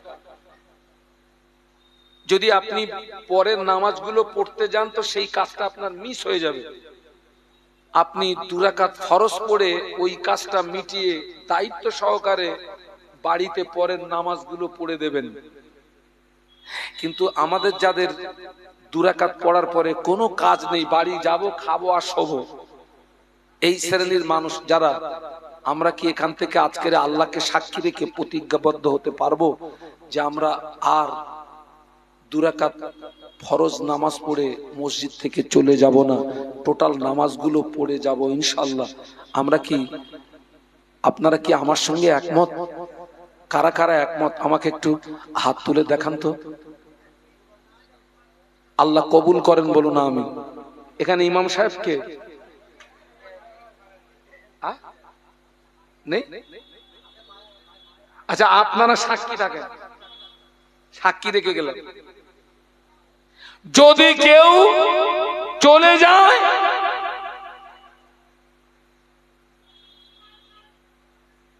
আপনারা সাক্ষী থাকবেন, আপনি আল্লাহকে সাক্ষী রেখেছেন। আমি কি উপকার করলাম না ক্ষতি করলাম? বলুন বলুন। আমি আগে বলেছি যে আপনি 2 রাকাত ফরজ নামাজ পড়েছেন, কিন্তু পরের নামাজগুলো পড়তে গেলে বিশেষ একটা কাজ, যে কাজটা আপনার ছুটে যাবে, আপনি সেই ক্ষেত্রে 2 রাকাত ফরজ নামাজ পড়ে ওই কাজটা মিটিয়ে দায়িত্ব সহকারে বাদ বাকি নামাজগুলো। কিন্তু যারা বেরিয়ে যায় এদের ভিতরে অধিকাংশ মানুষ পড়ে না। একেবারে আপনার জুমার দিনের শেষে 2 রাকাত নামাজ আছে। কি নামাজ? শেষে নফল নামাজ। এখন তো অনেকে নফল পড়ে না, সুন্নত পড়ে না। সারা জীবন দেখলাম ওই যে ফরজ নামাজের পরে আমরা সম্মিলিত দোয়া করি তো নাকি, দেখলাম সারা জীবনও দোয়া করলো। এখন আবার কিছু কিছু মুসল্লি দেখছি সবাই দোয়া করতেছে, চুপ করে বসে রয়েছে, বলছে দোয়া করা যাবে না। তো তুই এতদিন বলছে ভুল হয়ে গেছে। ওর কিন্তু ইমান টোলো ইমান, ও মালের ইমান। কি ইমান বলেছি? ওর চাটা অভ্যাস। কি অভ্যাস? কথা বলে না, চাটা। ও ওটা একটু চেটেছে, ও এখন নতুন করে আর অন্য জায়গায় চাটতেছে। আবার হয়তো 1 বছর পরে বলবে এটাও ভালো না, আর এক জায়গায় গিয়ে চাটবো। চাটতি চাটতি আমল করার টাইম পাবিনি, সোজা কবরে চলে যাবি। সারা জীবন দেখলাম এখানে তাহারিমা বেঁধে নামাজ পড়েছে, এখন বলতেছে এ ভুল, বুকি। আর একজন বলতেছে বুক ভুল। তো কোন জায়গায়? বলছে কপাল। চাটা অভ্যাস বাদ দাও। যেখানে আছো সেখানে থেকে ইমানটা মজবুত করে আমলের গতি বাড়াও। ঠিক বললাম না ভুল বললাম? যেখানে আছো ওইখানে থেকে আমলের গতি বাড়াও।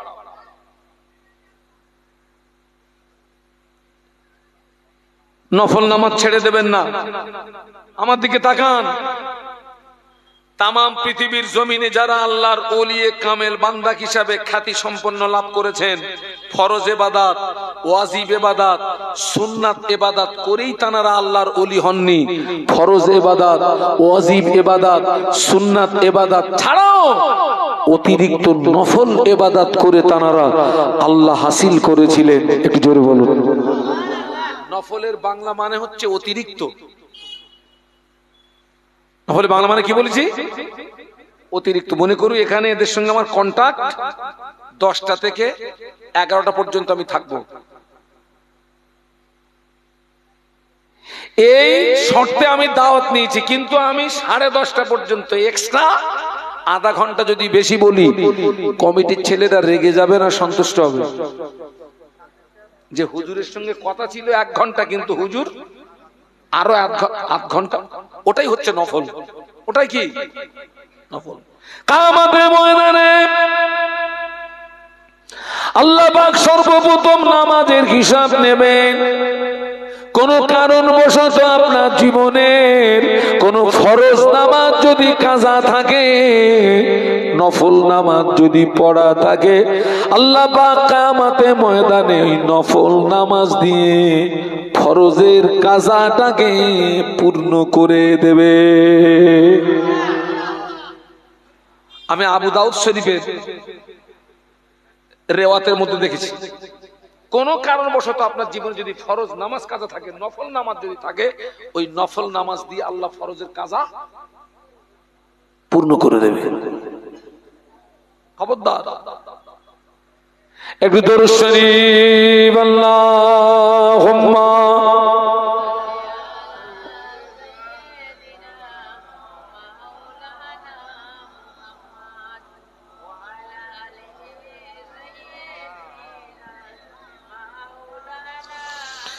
এতগুলো মানুষ একটু জোরে জোরে পড়েন আল্লাহুম্মা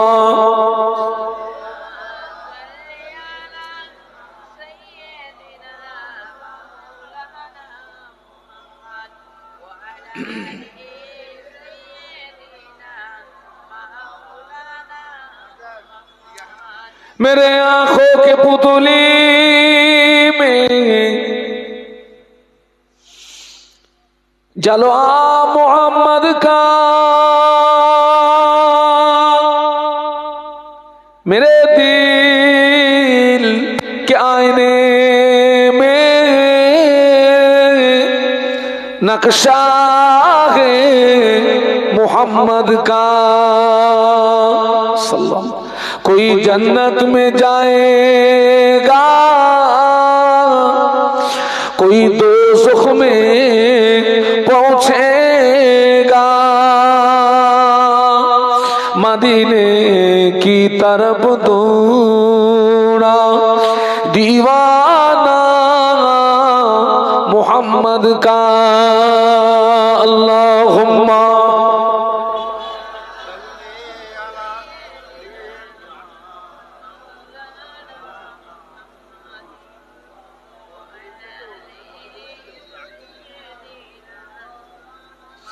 माशाल्लाह একটু কলেমার জিকির লা ইলাহা ইল্লাল্লাহ।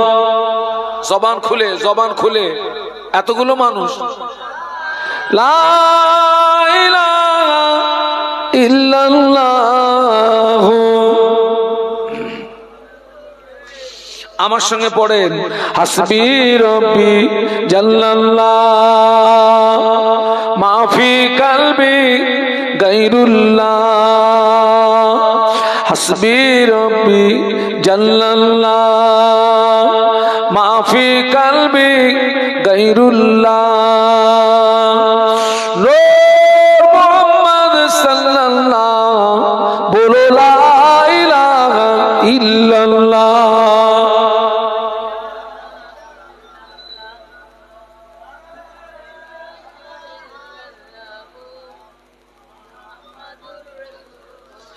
अल्लाहुम्मा सल्ले अला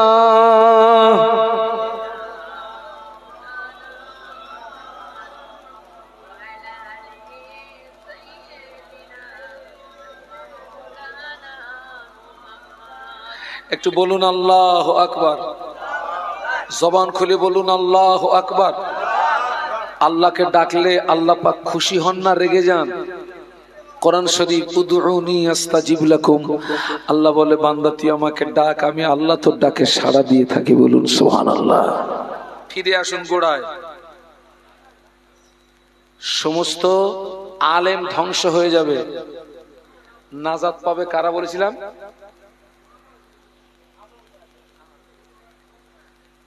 ওয়াজ কি তাহলে আপনি একা শুনতেছেন? আমলকারী নাজাত পাবে। তাহলে আজকের থেকে আমাদের কি করতে হবে? আল্লাহ কবুল করুন, বলুন আমিন, বলুন আমিন। রাসূলুল্লাহ আর এক ধাপ এগিয়ে গিয়ে বলছেন আমলকারীও নাজাত পাবে না। আমলকারীও, আল্লাহরে তো নাজাতটা পাবে কে? আমলকারী নাজাত পাবে না।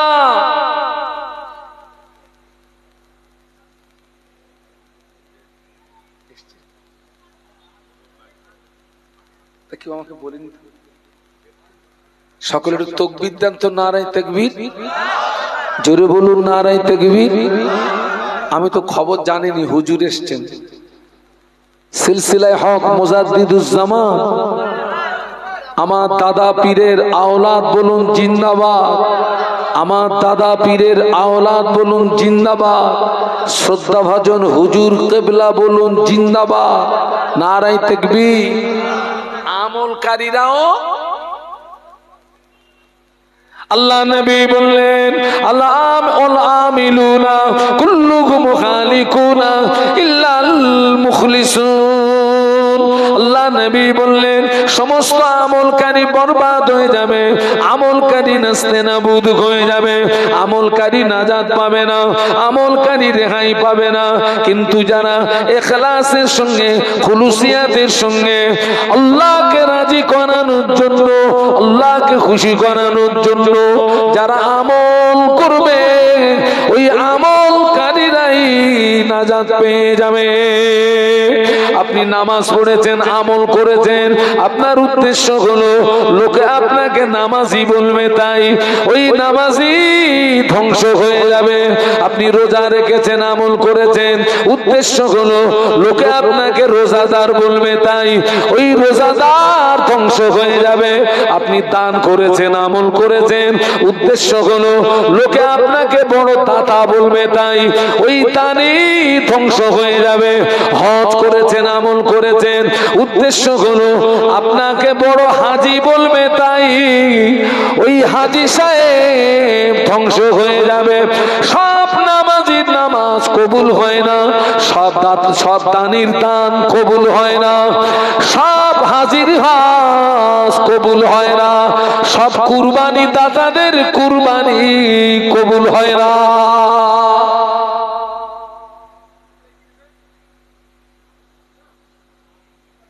কারণ হচ্ছে নিয়ত খারাপ। একটু বলুন কি খারাপ?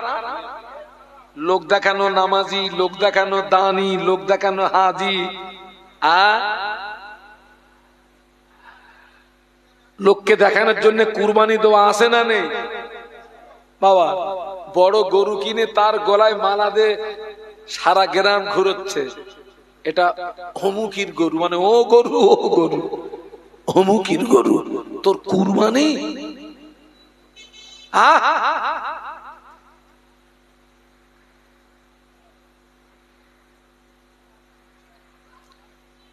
জীবনের প্রত্যেকটা আমলের মূল টার্গেট হবে একটা, আল্লাহর সন্তুষ্টি। একটু সুবহানাল্লাহ বলুন। প্রত্যেকটা আমলের মূল টার্গেট হবে একটা, সেটা কি? কোরআন শরীফ খুলুন।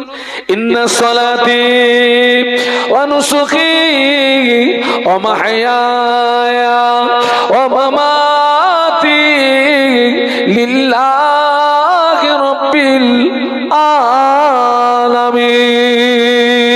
আমার সঙ্গে পড়ুন, ইন্না সালাতি ওয়া নুসুকি ওয়া মাহইয়ায়া ওয়া মামাতি লিল্লাহি রাব্বিল আলামিন।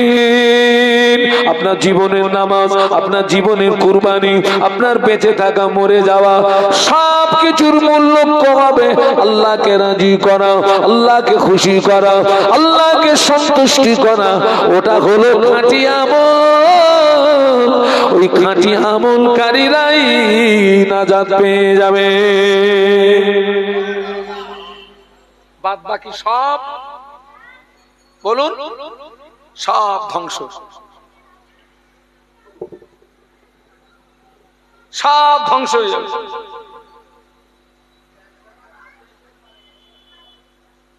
আমার একজন মুরব্বী বলেছে, হুজুর একদল তো আখির জোহর পড়ে না।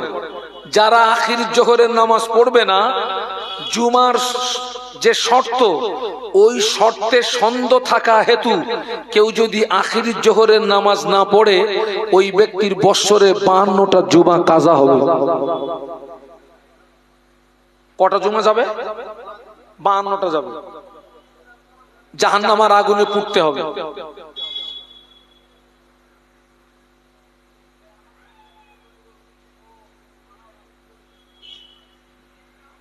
আমল হবে আল্লাহর সন্তুষ্টির উদ্দেশ্য।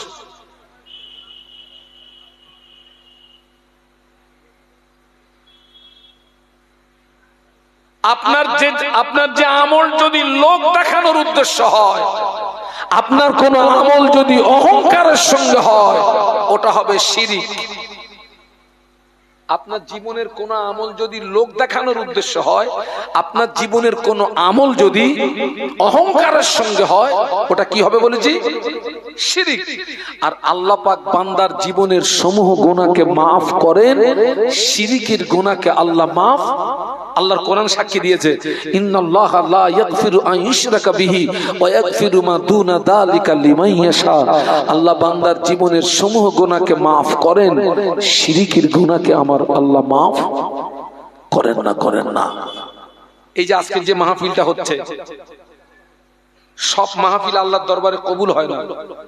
হ্যাঁ, যদি মাহফিল তাদের উদ্দেশ্য এই থাকে আমরা আল্লাহর সন্তুষ্টির উদ্দেশ্যে মাহফিল দেব, আপনারা যারা এসছেন আমরা আল্লাহর সন্তুষ্টির উদ্দেশ্যে মাহফিল শুনতে যাব, আমরা যারা এসছি আমাদের উদ্দেশ্য যদি এই হয় আল্লাহর সন্তুষ্টির উদ্দেশ্যে দুটো কথা বলবো, উহুদ পাহাড় সমান নেকি হয়ে যাবে। একটু জোরে বলুন।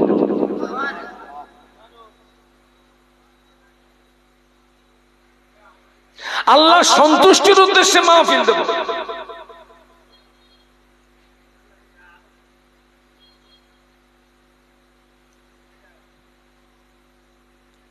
নিয়তটাকে ঠিক করতে হবে।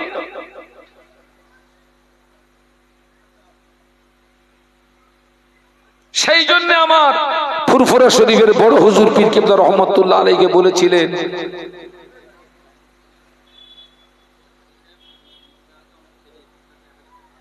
আলহামদুলিল্লাহ,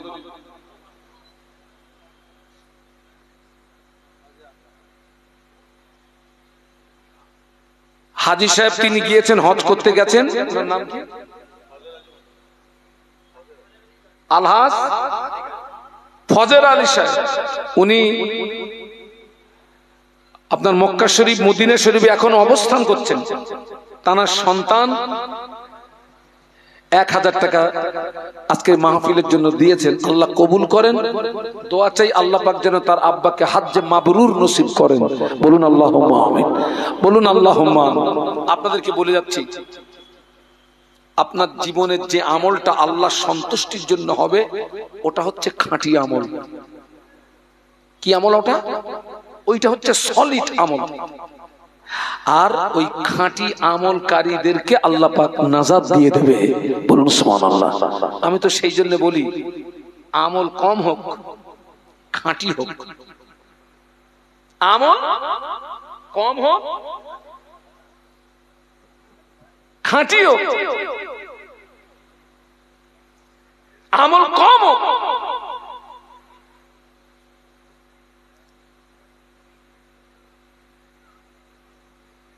কম খাই হালাল খাই, হালাল কম খাই হালাল খাই, আর আমল কম হোক, খাঁটি হোক।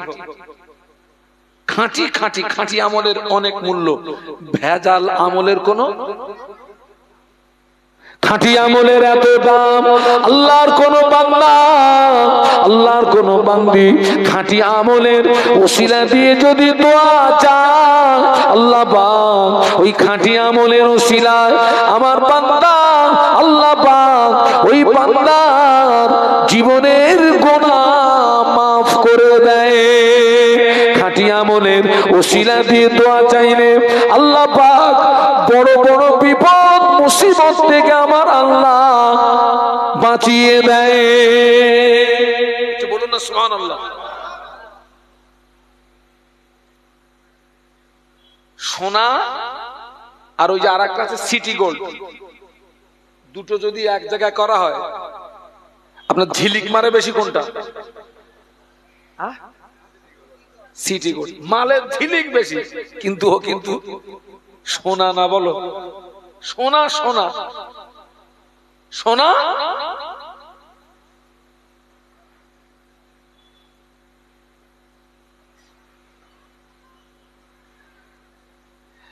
খাঁটি আমল কাদের ছিল জানেন? মাযহাবের ইমাম, ইমামে আযম আবু হানিফা রাহমাতুল্লাহ আলাইহি খাঁটি আমল দেখেন। ইমামে আজম আল্লাহ যাকে 70 বছর হায়াত দিয়েছিলেন, ইমামে আজম আবু হানিফা রাহমাতুল্লাহ আলাইহি 70 বছরের ভিতরে 55 বার হজ করেছিলেন। ইমামে আজম আবু হানিফা রাহমাতুল্লাহ আলাইহি প্রতিদিন 5 ওয়াক্ত নামাজ ছাড়াও এশার নামাজের পরে 2 রাকাত করে নামাজের নিয়াত করতেন। আর ওই 2 রাকাত নামাজে একবার করে আল্লাহ পাকের কোরআন শরীফ খতম করে দিতেন। একটু মহব্বতে বলা যায় 2 রাকাত নামাজে। আমি বলে দিলাম, আপনারাও তো সুবহানাল্লাহ বলে দিলেন। 1 মিনিটের সময় লেগেছে, পুরো একদম ফিনিশ করে দিয়েছি। 2 রাকাত নামাজে 1 খতম কোরআন পড়া মানে কি 4 জায়গায় কথা মনে করছেন নাকি? পেশাব পায়খানা বাদ দিয়ে 1 বৈঠকে, খাওয়া দাওয়া বাদ দিয়ে 1 বৈঠকে 1 খতম কোরআন পড়তে গেলে 6 থেকে 8 ঘন্টা সময় লাগে।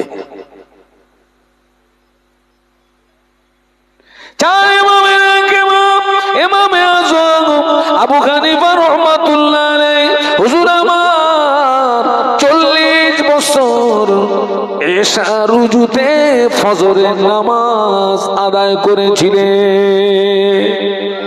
একটু মহব্বতে বলা গেল না? 40 বছর। কোন উজুতে কিসের নামাজ? আগা শরীয়তের দৃষ্টিতে কেউ যদি ঘুমিয়ে যায় উজু থাকবে? তাহলে ইমামে আজম 40 বছর এশার উজুতে ফজরের নামাজ পড়েছেন, মানে লোকটা 40 বছর ঘুমিয়েছেন।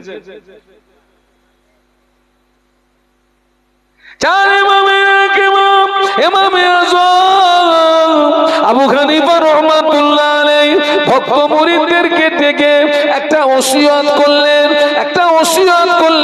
একটা জায়গা দেখিয়ে দিয়ে বললেন, বাবা আমার ইন্তেকালের পরে এই জায়গাটায় আমায় কবর দিবি বাবা, এই জায়গাটায় আমায় দাফন দিবি বাবা, এই জায়গাটায় আমায় কবর দিবি বাবা, এই জায়গাটায় আমায় দাফন দিবি বাবা।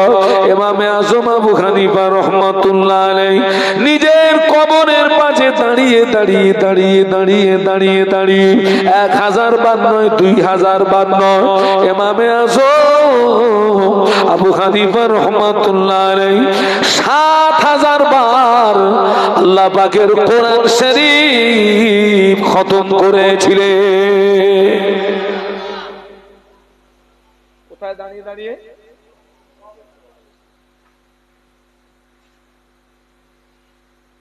ওই মানুষটা কাপড়ের সেলসম্যান ছিলেন, কাপড় বিক্রি করতেন। হুজুরের দোকানে একজন কর্মচারী ছিল। হুজুর কর্মচারীকে বলে, বাবা কর্মচারী আমি একটা দাওয়াত বাড়িতে যাচ্ছি বাবা, দোকানের দায়িত্বটা তোমায় দিয়ে গেলাম। বাবা কর্মচারী হিসাবটাকে ঠিক রাখবি বাবা, হিসাব যেন গড়বড় না হয়ে যায়। ও বাবা কর্মচারী আমার দোকানে হিসাবটাকে ঠিক রাখবি বাবা, হিসাবটা যেন গড়বড় না হয়ে যায়। হুজুর দাওয়াত বাড়ি থেকে ফিরে এসে কর্মচারীকে বলে, বাবা আমার দোকানে সারা দিনে হিসাবটা বুঝিয়ে দে। কর্মচারী হিসাব বুঝিয়ে দিতে গিয়ে দেখে হিসাব ছাড়া 10টা টাকা বেশি হয়ে গিয়েছে। কত কম হয়নি বলো? কি হয়েছে রে বাবা? আমাদের ধরা পড়ে কখন? মাল যদি শর্ট পড়ে, আর যদি উঠলো হালাল।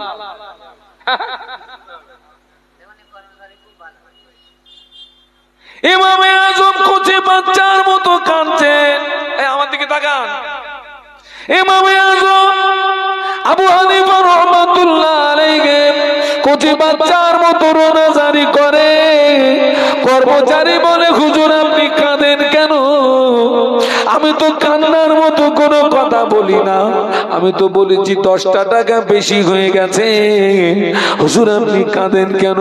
ইমামে আজম বলে, বাবা ওই 10টা টাকা আমার জন্য হারাম, ওই 10টা টাকা আমার জন্য হারাম।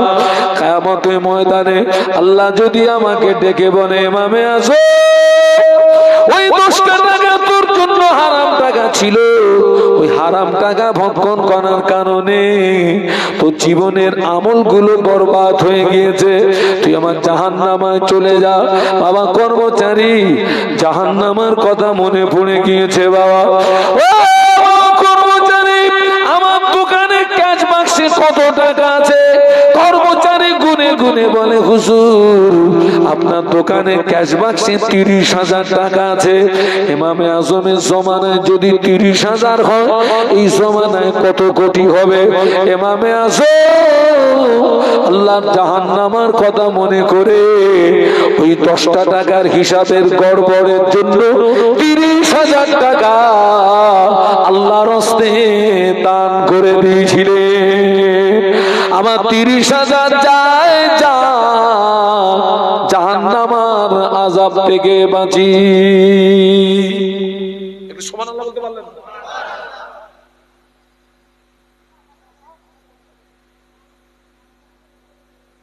সেই আপনাদেরকে জিজ্ঞাসা করেছিলাম আলেমের বাংলা মানে, আর আপনাদেরকে বলেছিলাম এই এই জ্ঞানগুলো আছে না, আমাদের মধ্যে সব ছিল। লটারির টিকিট কেটেছে 10 টাকায় কলা, 10 লাখ। ও মাল হারাম না হালাল? কিরাম হারাম?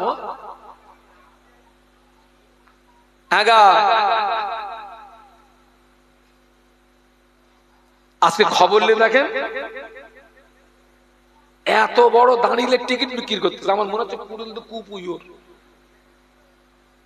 এত বড় দাঁড়িয়ে টিকিট বিক্রি করতেছে। ইসলামের দুশ্মন, কোরআনের দুশ্মন, মুসলমানের নামের কলঙ্ক।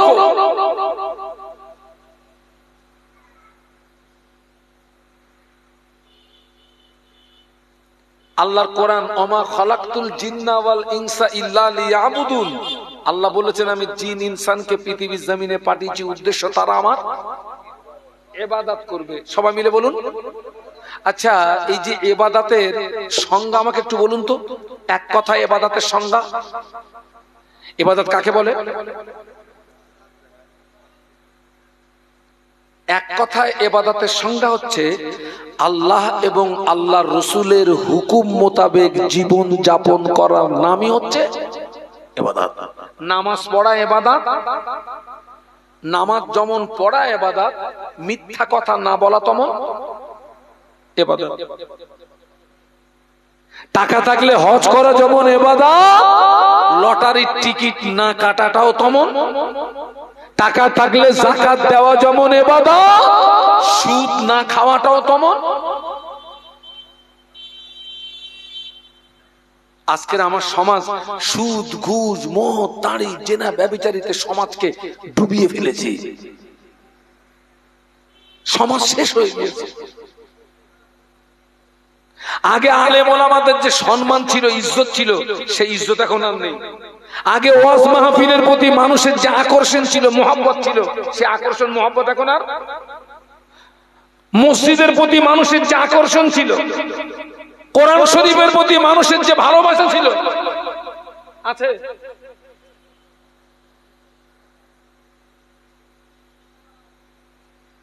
আগে হাফ কিলোমিটার দূরে যদি কারোর বাড়ি গোশ রান্না হতো, গোশের সেন্ট পাওয়া যেত, খুশবু পাওয়া যেত। একটু সুবহানাল্লাহ বলুন।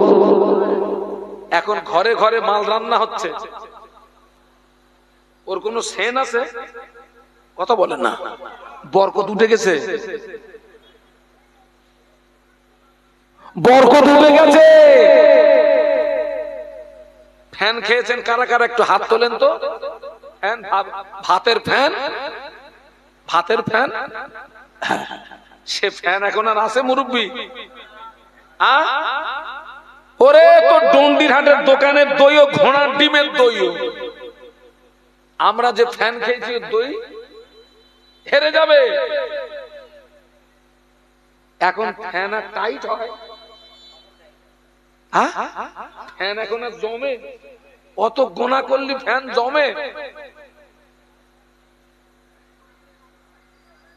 সব ওলট পালট হয়ে গেছে। আগে সুদের নাম শুনলে মানুষ ভয় পেত, বাবা সুদ, নাউজুবিল্লাহ। এখন যেন মনে হচ্ছে মাল পুরো হালাল হয়ে গেছে।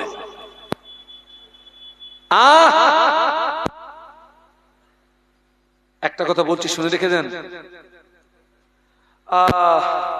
মসজিদের ইমাম, স্টেজের হুজুর, পীর সাহেব, দরবেশ সাহেব,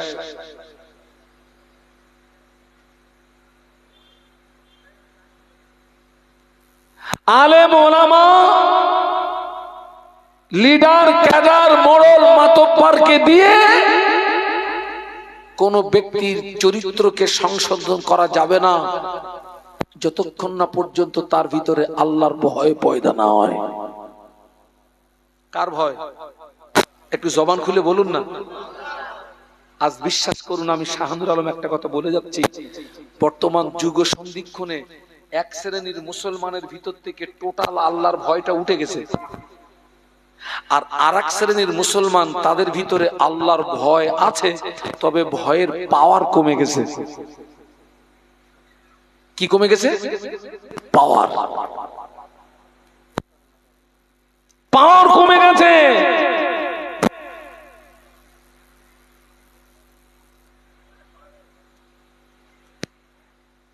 আল্লাহ আমাদের সকলকে খাতেমা বিল খায়র নসিব করুন, আল্লাহুম্মা আমিন। আমল কম হোক, সেই আমলটা যেন খাঁটি আমলের কত দাম।